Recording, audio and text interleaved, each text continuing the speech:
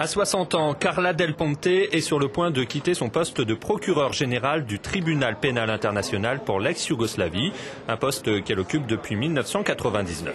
Son mandat, qui expire en septembre, peut être prolongé jusqu'à la fin de l'année. Quant au mandat du tribunal dans son ensemble, il peut être prolongé tant que ses principales missions ne sont pas accomplies. Vous le savez, Karadzic et Mladic n'ont toujours pas été arrêtés et le procès de Milosevic n'a pas été à son terme. Est-ce que c'est synonyme de défaite professionnelle pour Carla Del Ponte? Elle répond dans une interview accordée à Euronews. Pourquoi une mort naturelle, c'est quelque chose qui peut arriver dans la vie. Et malheureusement, Milosevic est mort 2 mois avant la fin de son procès. Mais nous avons fait beaucoup d'autres procès. Le tribunal a inculpé 161 suspects et plus de 50 d'entre eux ont été jugés et condamnés. 17 sont en appel.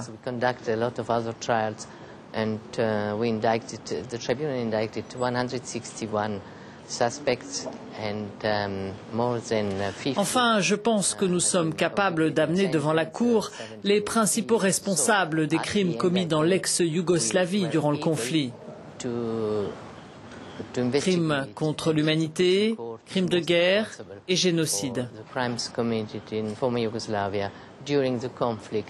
Et c'est cela qui est le plus important.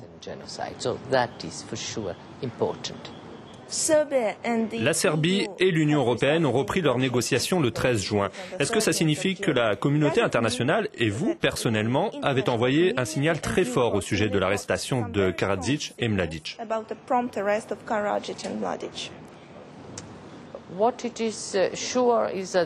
Ce qui est sûr, c'est que le nouveau gouvernement montre une réelle volonté politique d'obtenir l'arrestation de ces fugitifs. Et au bout de quelques semaines, ils en ont livré 2, Zdravko Tolimir et Vlastimir Đorđević. Donc je pense que maintenant, ils ont réellement la volonté d'arrêter les autres fugitifs, oui.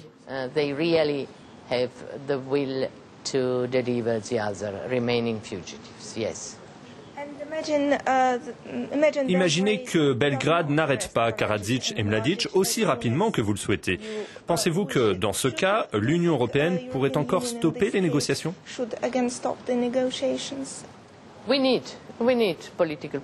Nous avons vraiment besoin d'une pression politique. Nous avons besoin d'une aide politique de la part de l'Union européenne pour obtenir l'arrestation des fugitifs.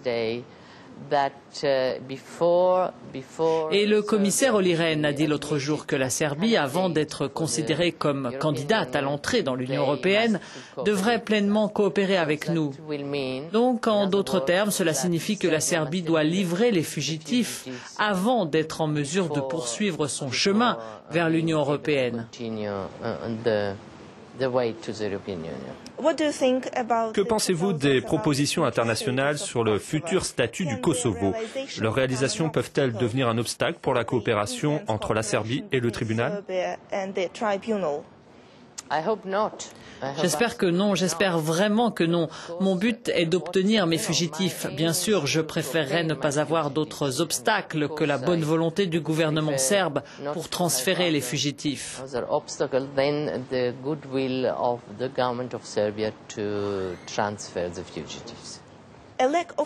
Le manque d'initiative des casques bleus néerlandais a créé les conditions pour le massacre de Srebrenica. Ne pensez-vous pas que la loi internationale devrait également être appliquée pour les Néerlandais?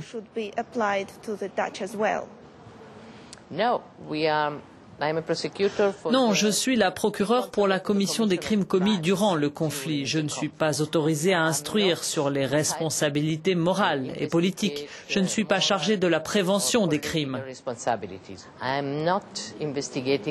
Les crimes doivent être commis avant que j'aie la juridiction pour pouvoir m'en occuper.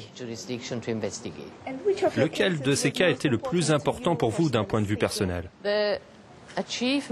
Les réalisations du tribunal ont rendu possible le fait de mettre les hauts responsables militaires et politiques devant cette commission. Ces gens qui n'ont pas exécuté les crimes, mais qui étaient assis à une table et ont organisé et planifié les crimes, ont été amenés devant la justice.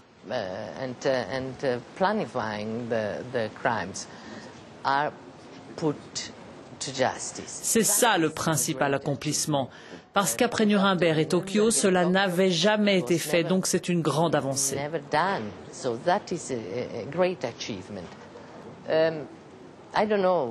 Je ne sais pas ce que je vais faire après, car je suis tellement occupée en ce moment que je n'ai pas le temps de décider de ce que je vais faire après.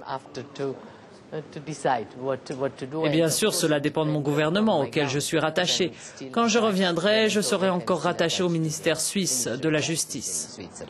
Thank you very much indeed. Thank you. Grazie.